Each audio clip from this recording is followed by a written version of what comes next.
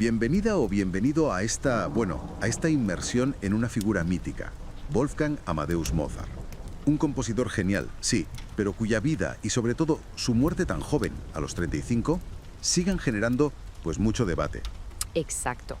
Y tenemos fuentes, cartas, documentos de la época. Sí, que nos hablan de esa infancia asombrosa, su vínculo con la masonería y, claro, los enigmas del final. Justo. La idea hoy es meternos en esos rincones menos explorados y a veces muy mitificados. Vamos a intentar separar lo que sabemos de verdad, con datos, de lo que es pura leyenda. Pues empecemos por ahí, por ese talento precoz. Un niño que con 5 años ya componía, viajando por Europa con su hermana Nannerl. Una infancia dedicada por completo a la música. Sí, él mismo lo contaba en sus cartas. Se le ve curioso, entusiasta, aunque a veces también un poco agobiado por la disciplina del padre, ¿no? Claro. ¿Y esa intensidad se ve en su música de alguna forma? ¿Oculta? ¿Se habla de patrones, números? Sí, hay teorías. Números como el 3, el 12, quizá la proporción áurea. ¿Casualidad? ¿O interés real por la numerología? Es difícil saberlo. Lo que sí es seguro es su ingreso en la masonería en 1784. Ajá. Y eso sí que dejó huella.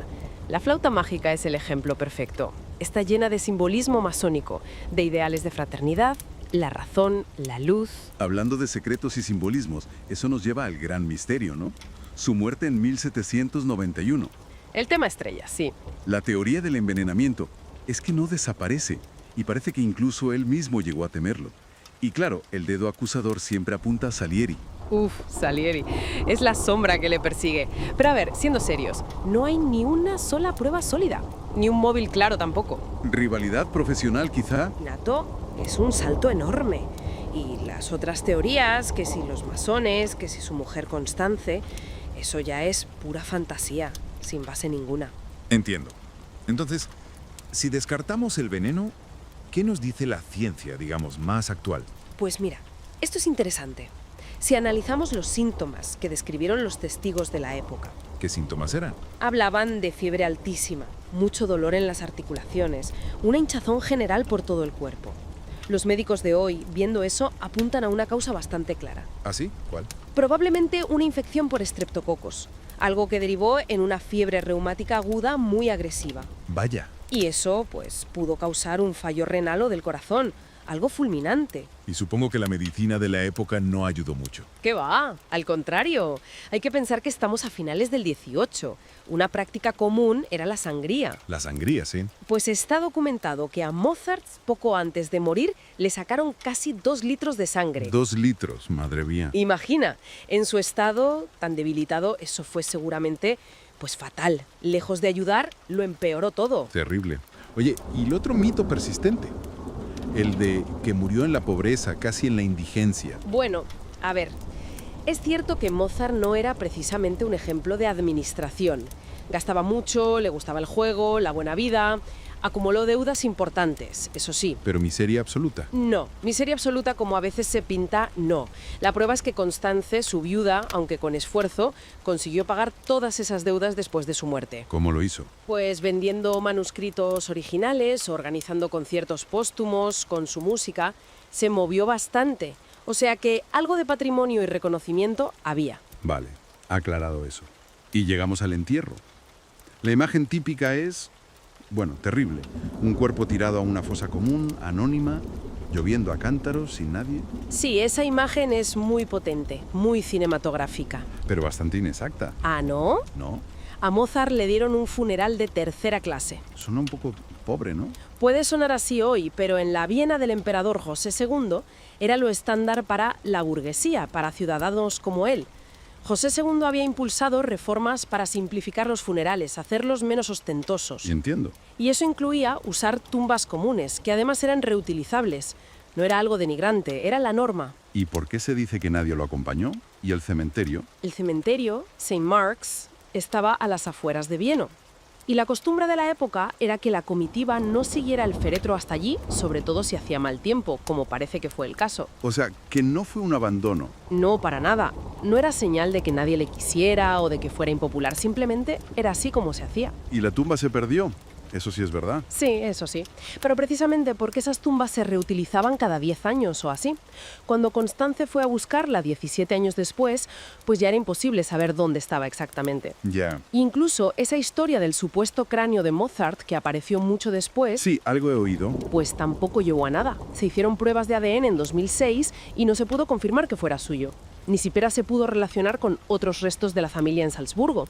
O sea que sus restos físicos, pues, se perdieron en el tiempo. Entonces, resumiendo un poco, la evidencia apunta a que Mozart murió por una enfermedad grave, quizá empeorada por los médicos de la época. Eso es, nada de venenos. Y fue enterrado según las normas vienesas para alguien de su clase, no abandonado en la miseria. Exactamente.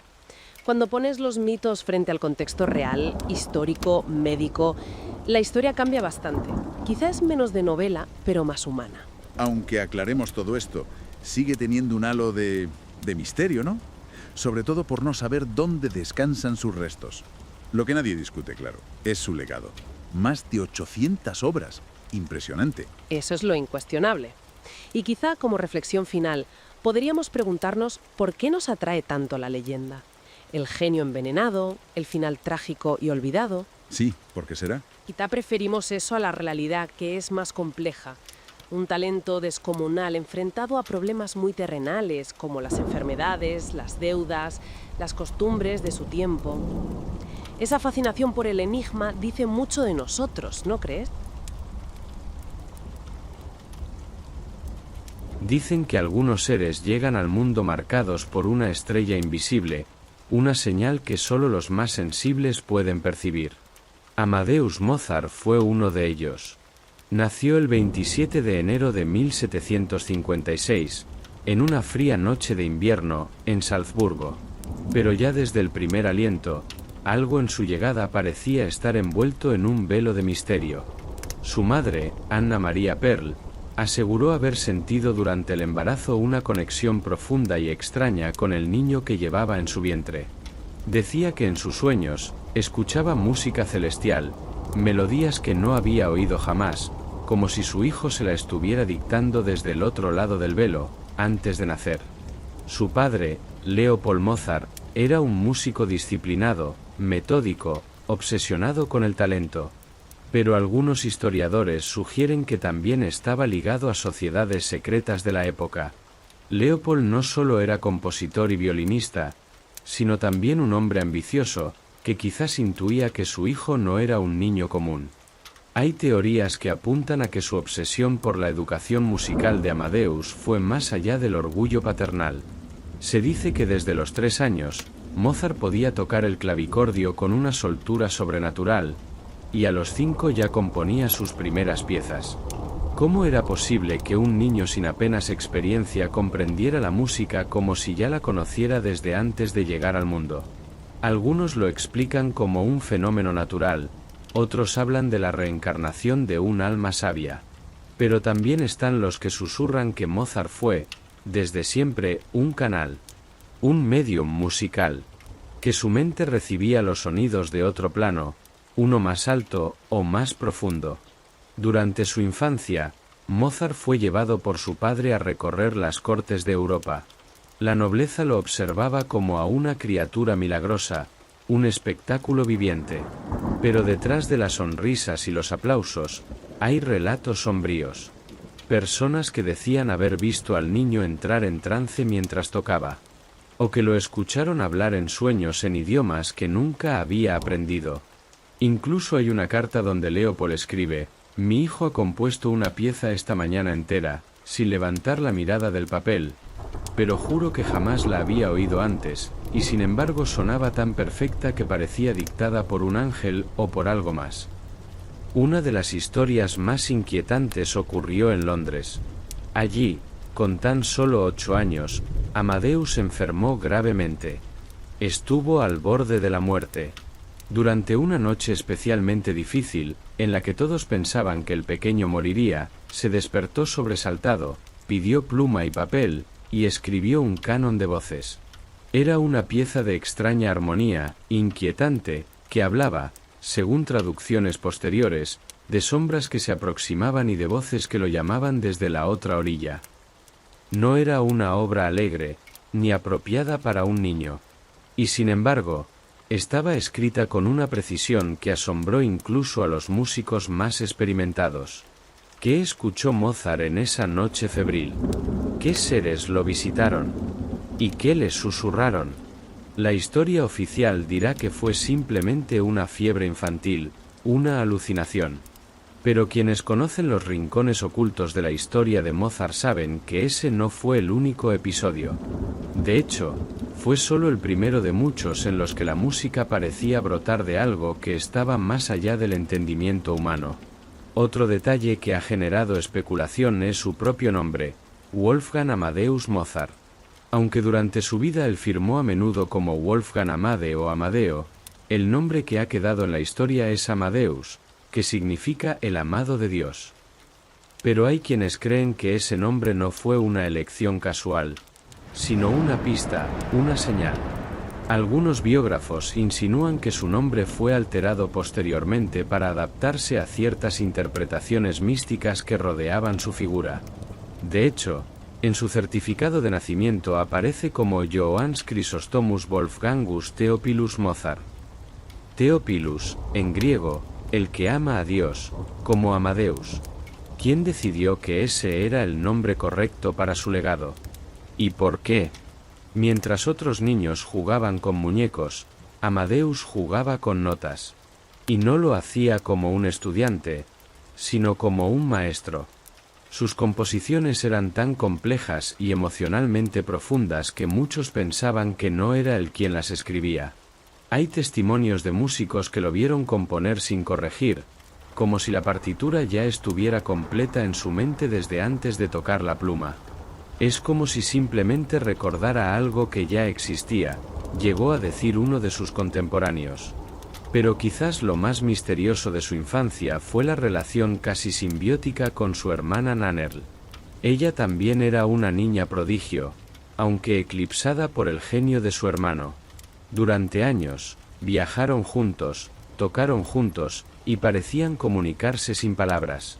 Algunos investigadores modernos sugieren que entre ambos existía un vínculo psíquico, que compartían sueños, visiones, incluso la capacidad de crear música mentalmente. Pero mientras Mozart ascendía, Nannerl fue apartada del escenario. ¿Por decisión del padre? ¿Por celos? ¿O porque había algo más? ¿Algo que debía permanecer oculto? La infancia de Mozart fue un escaparate de prodigios, pero también un campo minado de misterios, de episodios inexplicables, de música que parecía venir de otro lugar, de símbolos ocultos y nombres cambiados. Y a medida que crecía, esos secretos no desaparecieron, solo se volvieron más profundos, más inquietantes.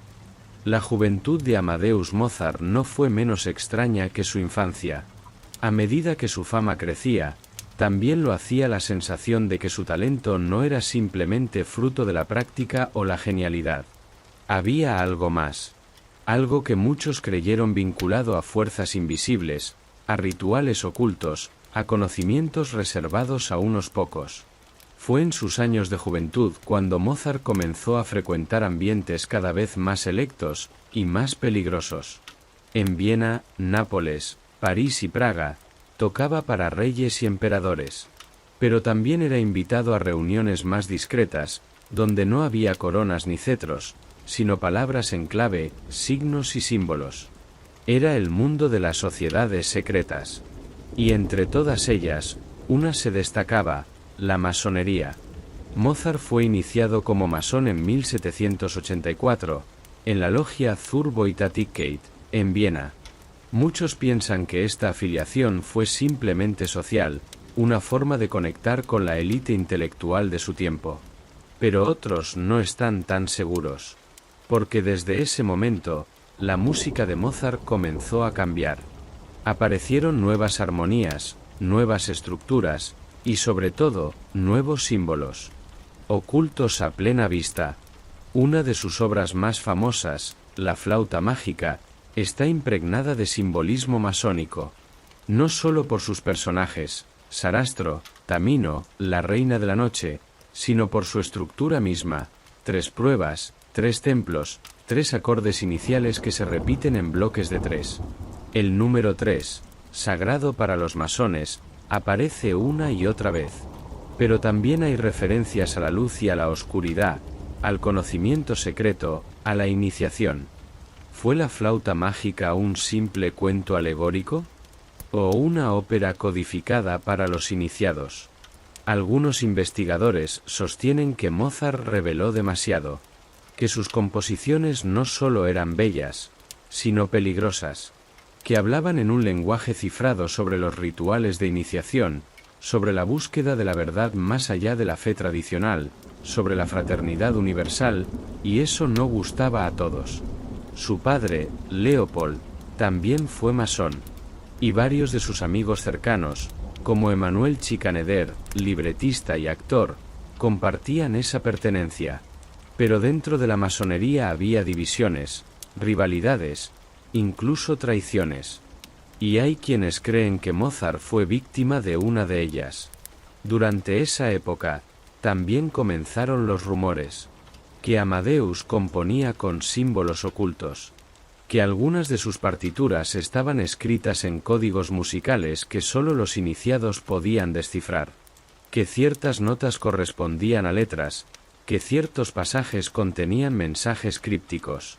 Incluso hay quienes han intentado reconstruir estos mensajes, obteniendo frases inquietantes como Lux Aeterna, Luz Eterna, o Veritas Vincit, la verdad vencerá, insertadas de forma sutil en sus composiciones. La conexión entre Mozart y lo oculto también aparece en su extraño interés por la muerte.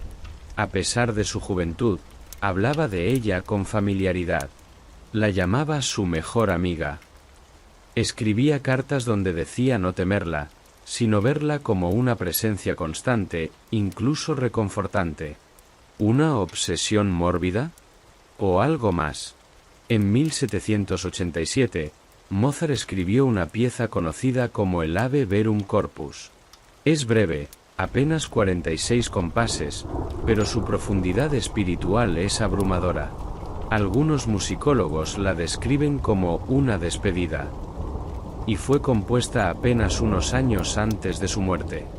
Durante este periodo también empezaron a aparecer personas extrañas en su entorno. Individuos misteriosos que se presentaban sin nombre, que hablaban en voz baja, que lo observaban durante sus conciertos con una intensidad inquietante. Hay relatos que describen a un hombre alto, vestido de gris, que seguía a Mozart en los últimos años de su vida. Nadie sabía quién era. Algunos lo llamaban el mensajero. Otros decían que era un emisario de los Hermanos del Silencio, una supuesta orden aún más secreta dentro del mundo masónico. Y aún más perturbador, varios de sus contemporáneos empezaron a morir en circunstancias sospechosas. Amigos músicos, colegas compositores, algunos también masones. Uno cayó enfermo de forma repentina tras asistir a una reunión secreta. Otro desapareció tras escribir una pieza con temática oculta. Era como si una sombra se estuviera extendiendo sobre ese círculo, y Mozart lo intuía. En una carta de 1790, escribe: «Algo se cierne sobre mí. Lo siento en los huesos. No es miedo, es certeza». Poco después comenzaría a trabajar en la obra que marcaría su destino, el Requiem. Pero antes de sumergirnos en esa composición mortal, hay que mencionar otro misterio, su extraño comportamiento nocturno. Hay registros de que Mozart caminaba por la casa a altas horas de la madrugada, murmurando fragmentos de música al aire, como si alguien le estuviera dictando desde la oscuridad. Su esposa, Constance, decía que a veces despertaba y lo encontraba de pie frente a una pared, componiendo mentalmente con los ojos cerrados, completamente ausente. Decía oír voces. Decía que no era él quien componía, sino algo a través de él. Corría el año 1791. Mozart tenía solo 35 años y su salud comenzaba a deteriorarse sin explicación. No era viejo, no sufría ninguna enfermedad conocida. Y sin embargo, se le veía pálido, inquieto, como si una sombra lo siguiera a todas partes. En sus cartas, Se percibe el peso de algo inminente. Una premonición. Un presentimiento constante de que el final se acercaba. Fue entonces cuando llegó. Una noche, un hombre vestido completamente de negro tocó a la puerta de Mozart. No dio su nombre. Solo dijo que representaba a un cliente anónimo que deseaba encargarle una misa de requiem. Una misa para los muertos. Pero con una condición: Mozart no debía hacer preguntas. No debía indagar sobre el destinatario. Solo debía componerla. Y entregarla en secreto. Aquel encuentro marcaría el inicio del mayor enigma de su vida. La figura del hombre de negro ha sido objeto de 1000 teorías. Algunos dicen que era simplemente un enviado del conde Franz von Balzac, quien deseaba una misa fúnebre para su esposa recientemente fallecida. Balzac, conocido por encargar obras a compositores famosos y luego presentarlas como propias, podría haber querido mantener el encargo en secreto. Pero esa explicación no termina de encajar con todo lo que ocurrió después. Porque desde ese momento, Mozart cambió. Comenzó a trabajar obsesivamente en la obra, pero decía sentir que no la escribía para otro, sino para sí mismo. Afirmaba estar componiendo su propio requiem. En una de sus frases más inquietantes, confesó: «Siento que estoy escribiendo esta música para mi propio funeral». Su esposa Constance se preocupó tanto por su estado que le ocultó las partituras para que descansara. Pero Mozart las buscaba como un poseso, incapaz de apartarse de la tarea. El Requiem es una obra monumental. Oscura, trágica, poderosa. Cada movimiento parece descender un poco más en las profundidades de la psique humana. El Dies Irae, el día de la ira, retumba con una intensidad que parece invocar a los muertos. El Lacrimosa, suave y desgarrador, es como el lamento de un alma que sabe que está por desaparecer. Y sin embargo, entre esos acordes se esconde algo más, algo que no es solo musical.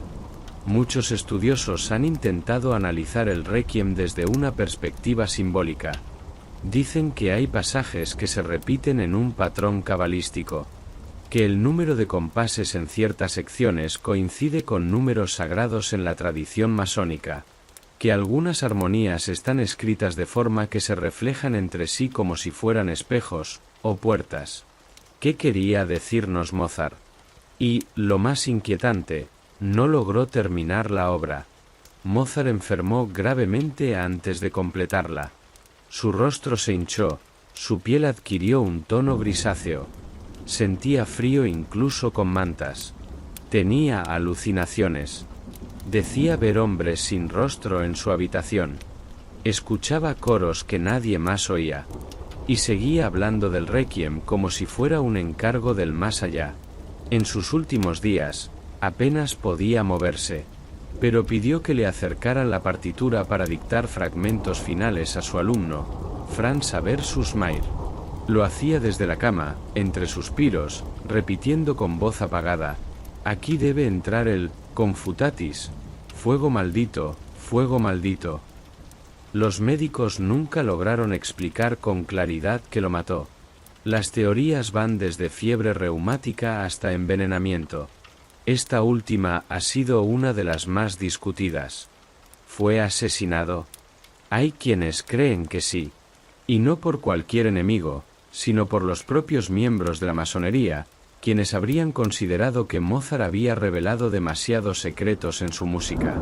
Su flauta mágica no solo contenía simbolismo masónico, también hablaba abiertamente de la lucha entre la luz y la oscuridad, de rituales iniciáticos y de la promesa de sabiduría para quien lograra superar las pruebas. Era una alegoría, sí, pero también una exposición. Y a algunos no les gustó. El supuesto envenenamiento con mercurio o antimonio fue popularizado por rumores de la época. Se hablaba de una mano invisible que habría silenciado al genio para siempre. Incluso el compositor Salieri fue acusado, aunque nunca hubo pruebas reales. Pero la idea persistió. Mozart no murió, lo mataron.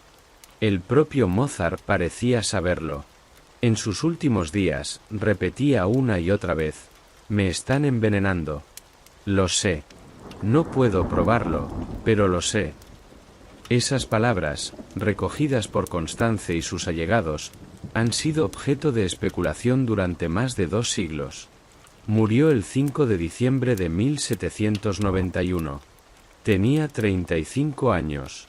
Su cuerpo fue enterrado en una fosa común, sin pompa, sin ceremonia. El hombre que había compuesto algunas de las obras más sublimes de la historia, que había elevado el alma humana a través de la música, fue sepultado sin tumba, sin cruz, sin nombre. El Requiem, incompleto, fue terminado por su discípulo Susmair. Pero nunca sabremos qué partes pertenecen realmente a Mozart y cuáles son añadidos posteriores. El alma de la obra quedó fragmentada, como si la muerte hubiera interrumpido un ritual. Y el hombre de negro nunca volvió a aparecer. Nadie supo su nombre. Nadie lo vio otra vez. Su figura se desvaneció como un espectro que cumple su propósito y regresa a la oscuridad. Algunos creen que no era un hombre, sino algo más. La muerte de Mozart fue tan misteriosa como su vida. Murió en su casa de Viena, en brazos de su esposa Constance, después de días de delirio, escalofríos y frases inquietantes. El 5 de diciembre de 1791, poco después de las 1 de la madrugada, se apagó la luz de uno de los mayores genios musicales que ha conocido el mundo. Pero lo que ocurrió después es aún más desconcertante. En contra de lo que podría imaginarse para un compositor de su talla, Mozart no tuvo un funeral digno de su fama. No hubo cortejo, no hubo luto público, no hubo ceremonia grandiosa. Fue enterrado en una fosa común del cementerio de San Marx, a las afueras de Viena, junto a otros desconocidos. Ni siquiera su esposa asistió al entierro. El clima era frío, lluvioso, y la costumbre del momento no consideraba necesario marcar la tumba con una lápida. Pero el detalle más inquietante es que nadie sabe con certeza dónde está enterrado Mozart. Décadas después, un sepulturero afirmó haber recordado el lugar exacto donde reposaban los restos del compositor. Señaló una zona aproximada del cementerio y dijo haber desenterrado el cráneo de Mozart, que fue posteriormente conservado en el Mozarteum de Salzburgo. Pero nunca hubo pruebas concluyentes de que esos huesos fueran realmente suyos. No había placa, no había ataúd marcado, no había testigos fiables. Solo el recuerdo de un hombre, y una calavera cuya autenticidad ha sido puesta en duda muchas veces. Desde entonces, la búsqueda de la verdadera tumba de Mozart se ha convertido en una obsesión para algunos. Hay quienes afirman que fue reubicado en secreto por órdenes de la masonería, que deseaba ocultar su cuerpo tras su traición simbólica. Otros aseguran que fue exhumado por coleccionistas o científicos que buscaban restos de su cerebro, en una época en la que se creía que el genio podía medirse por el tamaño o la forma del cráneo.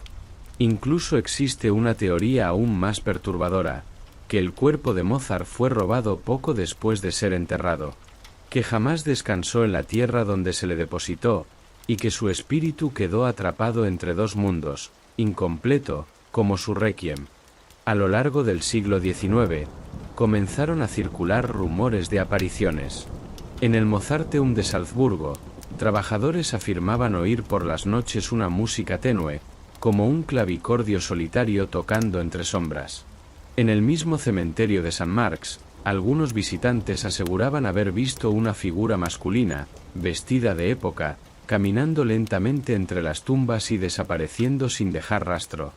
Pero los testimonios más impactantes provienen del Teatro Nacional de Viena. En varios relatos recogidos por artistas y personal de mantenimiento, se habla de un extraño fenómeno que se repite en ciertas noches.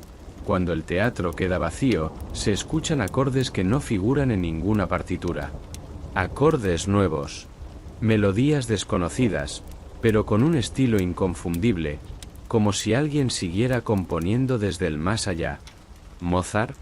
Incluso entre los músicos, hay quienes creen que su alma sigue atada a este mundo, que su pasión por la música, por la perfección, por la belleza, fue tan intensa que ni la muerte logró apagarla, y que al no haber recibido un entierro digno, su espíritu permanece vagando, en busca de su última nota perdida. Constance, su viuda, intentó mantener viva su memoria. Organizó conciertos en su honor, publicó sus obras, defendió su legado, pero nunca logró encontrar sus restos. Murió sin saber dónde descansaba su esposo. Hay cartas suyas donde expresa una angustia silenciosa, un vacío imposible de llenar.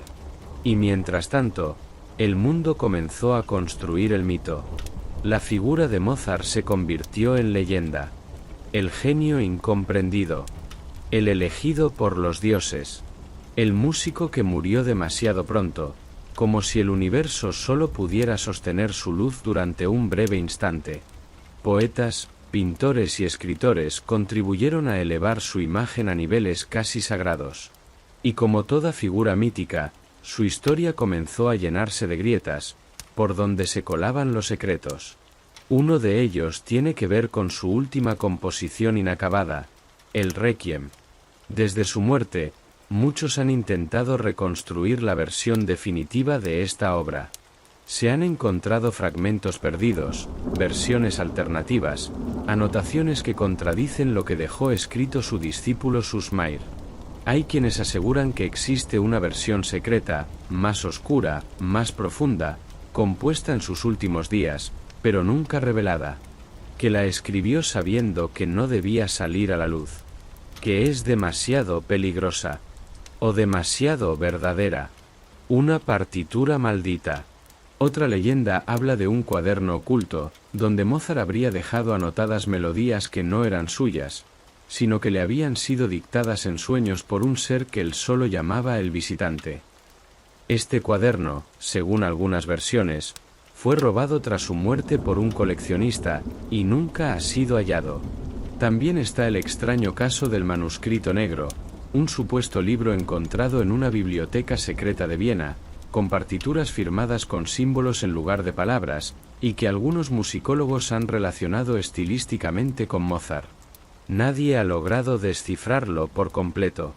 Y así, entre huesos perdidos, partituras invisibles y apariciones espectrales, el misterio de Mozart se vuelve cada vez más espeso, como si él mismo hubiera querido ser más que un compositor, una figura eterna, imposible de descifrar del todo. A lo largo de los siglos, miles de expertos han analizado las obras de Mozart, pero no todos buscaban belleza, armonía o perfección formal. Algunos estaban tras otra cosa, algo que va más allá de la música. Los investigadores del misterio creen que las composiciones de Mozart contienen más que notas, contienen códigos. Uno de los primeros en sospecharlo fue un bibliotecario vienés del siglo XIX, que encontró un patrón extraño en varias piezas del compositor. Notó que ciertos compases se repetían con una regularidad inusual, como si hubiera una estructura matemática oculta dentro de la música, una especie de arquitectura secreta. Desde entonces, decenas de investigadores se han obsesionado con encontrar esos mensajes. Algunos afirman que Mozart usó la música como una forma de comunicación cifrada, y que sus partituras pueden leerse como textos, si se sabe cómo descifrarlos. Por ejemplo, hay teorías que asignan a cada nota una letra, creando anagramas ocultos en pasajes concretos. Otros usan la numerología, relacionando la cantidad de compases, los cambios de tonalidad o las repeticiones con símbolos masónicos y referencias bíblicas. Un caso particularmente inquietante se encuentra en su sonata para dos pianos en re mayor, K448. Esta obra, aparentemente alegre y enérgica, ha sido asociada con efectos cerebrales sorprendentes. Estudios modernos han demostrado que al escucharla, ciertos pacientes epilépticos reducen drásticamente sus convulsiones. Se le ha llamado el efecto Mozart. Pero, ¿por qué? ¿Cómo puede una pieza tan específica tener un impacto tan profundo en el cerebro humano? Algunos científicos creen que sus proporciones y simetría actúan directamente sobre los patrones eléctricos del cerebro. Otros no pueden explicarlo en absoluto. Y entre los amantes de lo esotérico, hay quienes afirman que esta sonata fue compuesta para abrir puertas internas, para alterar el estado de conciencia, como un ritual sonoro encubierto. También están las composiciones que Mozart escribió en tonalidades inusuales, como el adagio y fuga en do menor, K546. Esta pieza es densa, dramática, tensa. Nada en ella recuerda al Mozart que muchos conocen. No es luminosa ni jovial, es oscura, grave, casi violenta.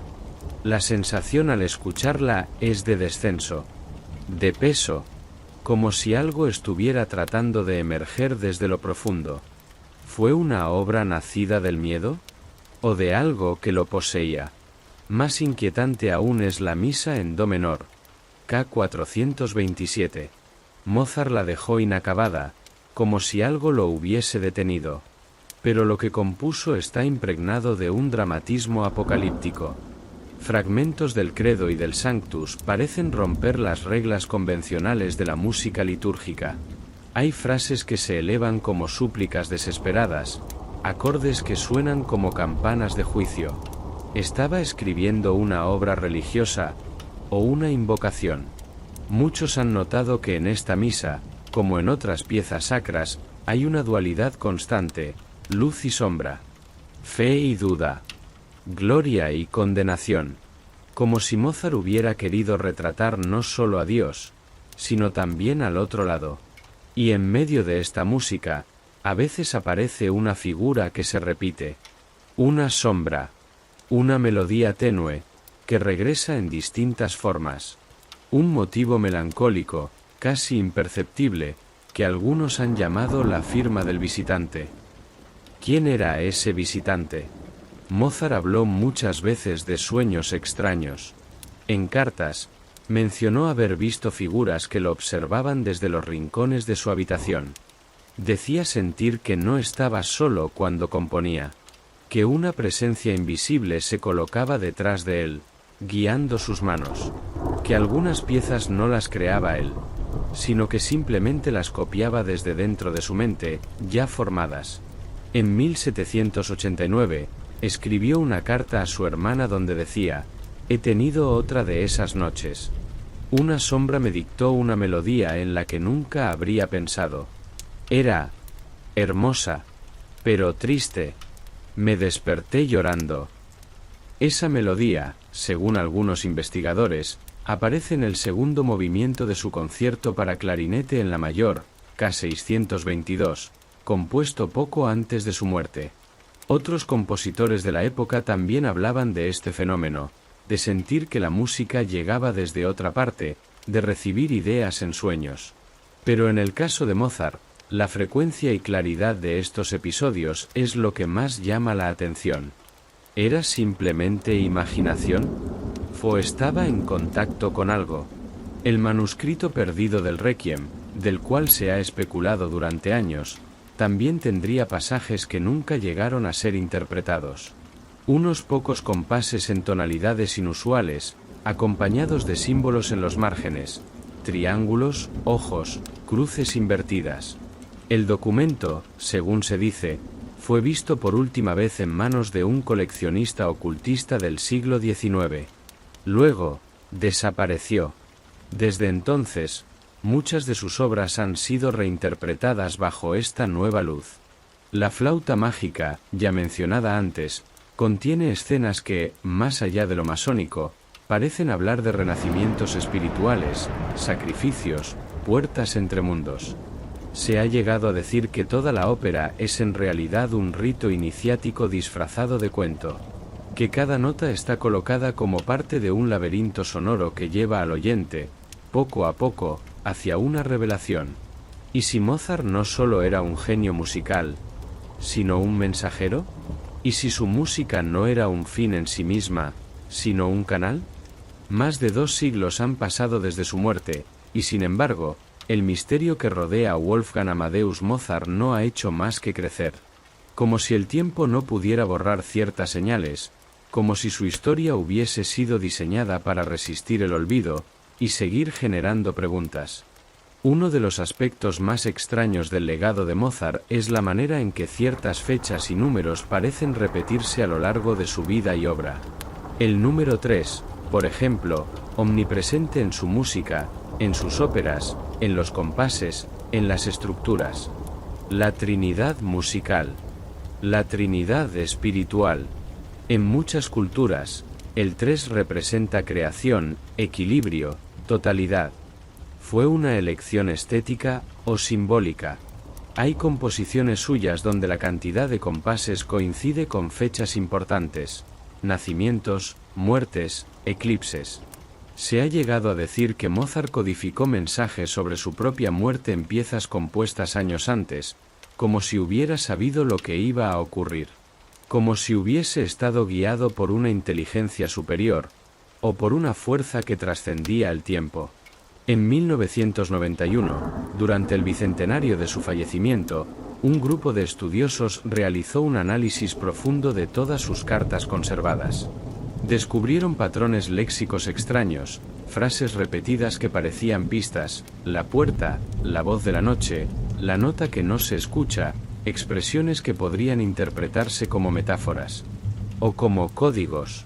Incluso hay quienes afirman que Mozart predijo, en clave musical, eventos que aún no han sucedido. Una teoría, tan fascinante como inquietante, sostiene que algunas de sus piezas contienen lo que se ha llamado melodías espejo, secuencias que solo adquieren sentido cuando se interpretan al revés, como un vinilo invertido. En estas melodías, según algunos expertos en música criptográfica, habría mensajes en forma de notación verbal codificada, palabras, advertencias o nombres. El más famoso de estos mensajes supuestos aparece en una reversión del movimiento Lacrimosa del Requiem. A través de un proceso digital, algunos afirman haber oído algo que suena a una frase susurrada entre los acordes, non est finis. No hay fin. ¿Fue esto producto del azar, de la sugestión, o una pieza colocada allí por manos invisibles? En los círculos más esotéricos, se habla incluso de la profecía de Amadeus, una leyenda según la cual Mozart no solo habría sido un compositor extraordinario, sino un iniciado en conocimientos prohibidos, un alquimista musical, un mensajero entre mundos. Esta teoría sostiene que su música contiene la clave para una comprensión más profunda de la realidad, y que el día en que se interprete su requiem completo, en la forma que él imaginó, y no como lo completó su discípulo, ocurrirá una revelación. Un despertar. Mito. Fantasía. Tal vez. Pero no se puede ignorar la extraña magnetización que aún produce su figura. No solo entre músicos, sino entre soñadores, buscadores, y aquellos que sienten que hay más en el arte de lo que los sentidos pueden captar. En nuestros días, Mozart aparece una y otra vez. En sueños, en visiones, en coincidencias imposibles. Hay personas que dicen haber compuesto música al estilo de Mozart sin jamás haber estudiado música clásica, que afirman haber recibido melodías en sueños, que luego descubren, ya existían en su catálogo. ¿Reencarnación? ¿Transmisión espiritual? ¿Memoria genética? Nadie lo sabe con certeza. Incluso existen informes de psicofonías en teatros antiguos donde se representa su música. Grabaciones en las que, entre los acordes, se escuchan voces, frases incompletas, y una en particular que ha desconcertado a quienes la han analizado. En el antiguo Theater an der Wien, en Viena, durante una representación de la flauta mágica, un técnico de sonido captó una voz grave, apenas audible, que susurraba, «Estoy aquí». Y luego, silencio. A lo largo de su vida, Mozart fue llamado muchas cosas: prodigio, genio, excéntrico, loco, iluminado. Pero quizá lo más acertado sería decir que fue un canal, un instrumento de algo más grande, un viajero entre mundos, usando la música como puente. No es extraño que en muchas culturas se diga que los sonidos son una de las formas más puras de conexión con lo divino. Y Mozart supo cómo atravesar esa frontera. Su música aún se escucha, aún emociona, aún inquieta, aún transforma, y quizás, en alguna parte, su espíritu sigue componiendo, en silencio, esperando que escuchemos con otros oídos, con el alma, porque tal vez Mozart nunca se fue, solo está esperando.